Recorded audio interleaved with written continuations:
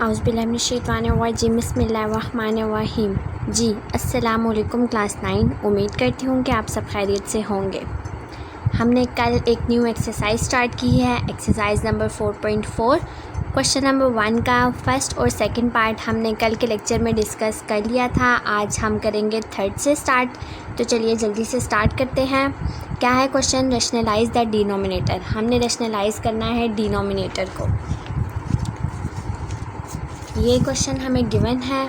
अब हमने क्या करना है? डिनोमिनेटर को रैशनलाइज़ करना है। जो भी डिनोमिनेटर होता है उसको हम मल्टीप्लाई और डिवाइड करवाते हैं। यहाँ लिख लीजिएगा, by dividing and multiplying this denominator और by rationalising the denominator this one. यहाँ पर ये लाइन आ जाएगी। आगे क्या हो जाएगा? स्टेटमेंट और लाइन जो भी है। 6 बाय √8 √27 था हमारे पास। क्या करना है? मल्टीप्लाई और डिवाइड करना है। √8 √27 और √8 और √27। यहाँ पर ये 6 हो जाएगा और साथ में क्या है? √8 और √27 है। नीचे क्या है? √8 है और √27 का होल स्क्वायर हो जाएगा। अब मैं क्या करूँगी? मैं स्क्वायर यहाँ पर भी कट कर सकती हूँ, लेकिन मैंने स्टेप बाय स्टेप आप सबको करवाना है, आप सबको समझाना है, तो मैं भी स्टेप बाय स्टेप ही करूँगी क्वेश्चंस को। यहाँ पर 6 आ जाएगा। आगे क्या है? √8 है। 8 के मैं फैक्टर्स बना लेती हूँ। 8 है तो 2 4 ज़ा 8, 2 2 ज़ा 4 और 2 1 ज़ा 2।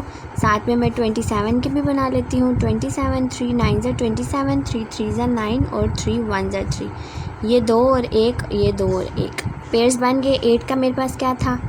1 2 3 थे। साथ में मेरे पास 27 के भी 3 थे। ये हो गए, मैंने फैक्टर्स बना लिए। अब नीचे था √8 और √27 के ऊपर होल स्क्वायर था। मैं क्या करती हूँ? मैं दोनों को अलग कर देती हूँ, क्योंकि मुझे कटिंग करनी है। अपनी आसानी के लिए मैंने इन दोनों को अलग कर लिया।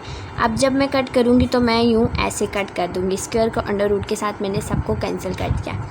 ऊपर क्या है? ऊपर जहाँ पर भी स्क्वायर रूट की कोई भी वैल्यू ना हो तो वहाँ पर क्या होता है? 1/2 होता है। यहाँ पर मैं 2 2 के फैक्टर्स बना लेती हूँ। अब क्या हो जाएगा? मेरे पास 2 का स्क्वायर हो जाएगा इंटू 2 हो जाएगा और 3 का स्क्वायर हो जाएगा इंटू 3 हो जाएगा। नीचे क्या? ये दोनों कट हो गए हैं। 8 इसके पास बचा है और क्या बचा है? 27 बचा है। अब मैं क्या करती हूँ? इन सब को अलग अलग कर लेती हूँ ताकि मेरे लिए आसानी हो जाए स्क्वायर काटने में और ये सारा स्टेप करने में।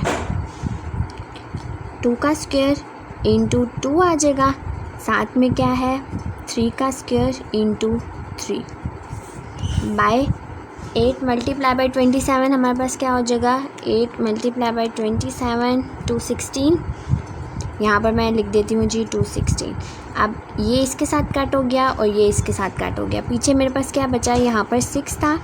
अब क्या है? 2 मल्टीप्लाई बाय √2 इंटू 3 इंटू √3।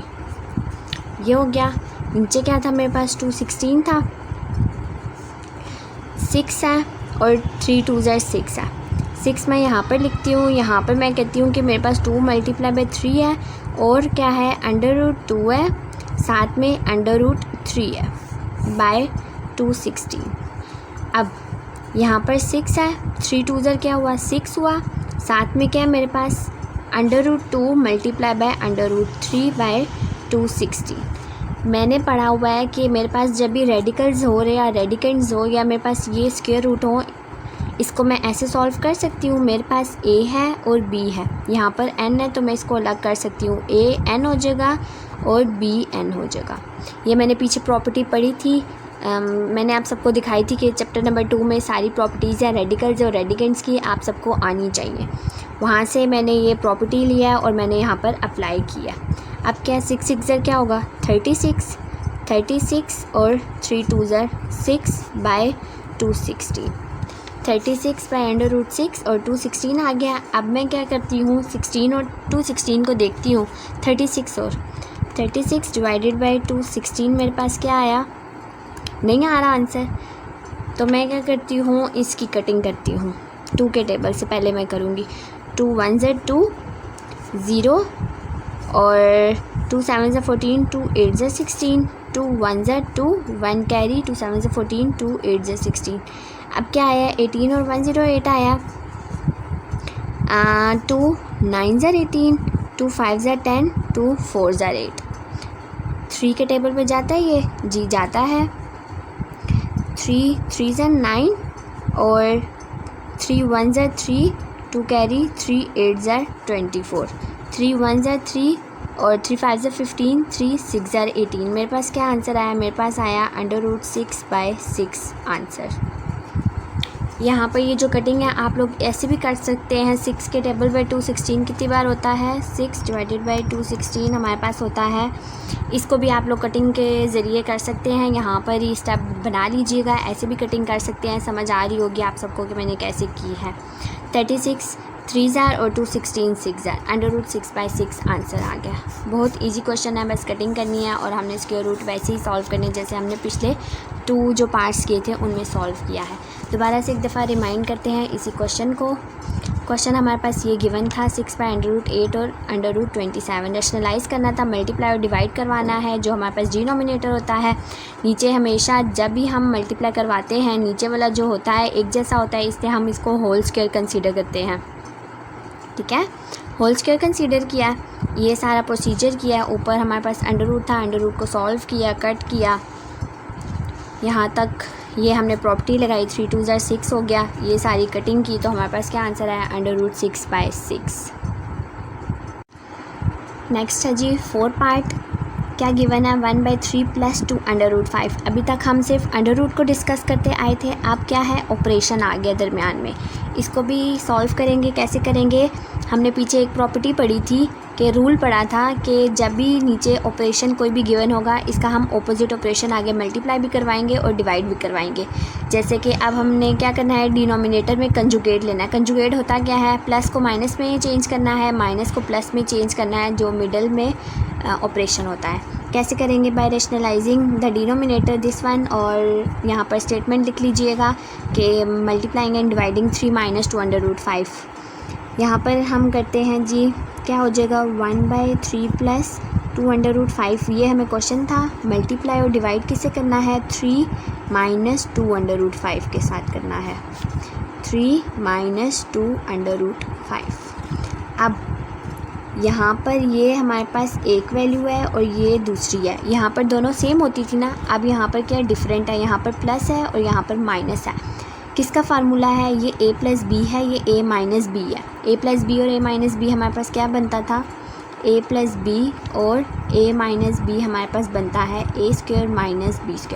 अब हमने इस फार्मूले को कंसीडर करना है। पहले तो हम होल स्क्वायर ले रहे थे, लेकिन अब हम क्या करेंगे, अब हम a + b और a - b को सॉल्व करेंगे। यहाँ पर ऊपर 3 - 2 √5 ऐसे ही आ जाएगा, बाय 3 का स्क्वायर माइनस और 2 √5 का होल स्क्वायर। अच्छा, तो याद रखना कि यहाँ पर प्लस माइनस माइनस करेंगे, जो फार्मूले वाला माइनस होता है वो हमने यहाँ लगाना है, ये नहीं कि प्लस लगाते रहना है। ठीक है, ये आप लोग ज़्यादातर यही मिस्टेक करते हैं, यहाँ पर माइनस आएगा हमेशा। अब क्या है, ऊपर 3 - 2 √5 था हमारे पास, डिवाइडेड बाय 3 3 ज़ा क्या होता है, 9 माइनस। अब इसी को मैं यहीं पर सॉल्व कर देती हूँ। ये स्क्वायर रूट मैं इसके साथ कैंसिल कर देती हूँ। पीछे क्या था, 2 था, पहले मैं इसको सॉल्व करती हूँ। 2 2 ज़ा क्या हुआ, मेरे पास 4 हुआ है। अब पीछे क्या है, 5 है, तो यहाँ पर मैं 5 लिख देती हूँ, क्योंकि मैंने ये स्क्वायर रूट इस स्क्वायर के साथ कट कर दिया था। अब क्या बचा मेरे पास, 3 - 2 √5 बाय 9 - 5 4 ज़ा 20। 9 - 20 हमारे पास क्या होता है, 9 - 20 होता है जी -11 होता है मेरे पास। 3 - 2 √5 डिवाइडेड बाय -11। छोटी में से बड़ी रकम हमने माइनस की है तो -11 आया। अब इस स्टेप को लिखना कैसे है, इस स्टेप को ऐसे लिखना है, -1/11, पीछे क्या है, 3 - 2 √5। ये हमारा आंसर है। यहाँ पर इसको छोड़ नहीं देना, ठीक है, अगला स्टेप ज़रूर करना है, -1/11, क्योंकि ये जो माइनस था ये ऊपर चला जाता है। डिनोमिनेटर नोमिनेटर में हो तो एक ही बात होती है, लेकिन इस स्टेप को हमने ऐसे लिखना है। ये आंसर है, ठीक है। क्या था क्वेश्चन, हमारे पास गिवन था, दोबारा से रिमाइंड करते हैं, 1/3 + 2√5 था। हमने रैशनलाइज़ करना है डिनोमिनेटर को, प्लस है तो माइनस कर देना है, माइनस है तो प्लस कर देना है, जो मिडल में ऑपरेशन हमें गिवन होता है। ये सारा प्रोसीजर किया। ऊपर तो हमारे पास ऐसे ही आ गया, लेकिन जब नीचे हमने देखा तो ये ए था, ये ए था, ये बी था, ये बी था, ये माइनस है और ये प्लस है। फार्मूला बन गया a + b और a - b का। ध्यान से ये सॉल्व करना है, ठीक है। a + b और a - b का हमने फार्मूला बनाया, a² - b² बना। आगे क्या हुआ हमारे पास, ये सारा प्रोसीजर किया, स्क्वायर रूट को हमने कट कर दिया, हमारे लिए आसानी होगी। 9 था, 5 4 = 20 हुआ और 9 - 20 हमने किया तो -11 आया और स्टेप बनाया -1/11 3 - 2√5। उम्मीद करती हूँ कि आज का लेक्चर आप सबको समझ आ गया होगा। 2 ही पार्ट्स आज भी हमने डिस्कस किए हैं, फुल डिटेल में डिस्कस किए हैं। आप सबको मैंने फुल ब्रीफ डिस्क्रिप्शन इसके बारे में दी है, क्वेश्चंस के बारे में, और कुछ भी इसमें मुश्किल नहीं है, सब कुछ आसान है। वही पुरानी चीज़ें हैं, बेसिक कॉन्सेप्ट आएगा तो आप सबको ये समझ आ जाएंगे आराम से। सारे एक ही जैसे क्वेश्चंस हैं, बस आंसर्स वगैरह थोड़ा सा मेथड मुख्तलिफ हो सकता है, वो तो होता ही है। अब सारे एक सेम तो नहीं ना वो लोग दे सकते। तो उम्मीद करती हूँ कि समझ आ गया होगा आज का लेक्चर। आज हमने क्या डिस्कस किया, आज हमने डिस्कस किया 3rd और 4th पार्ट का। इंशाल्लाह 5th से ऑनवर्ड डिस्कस कर लेंगे।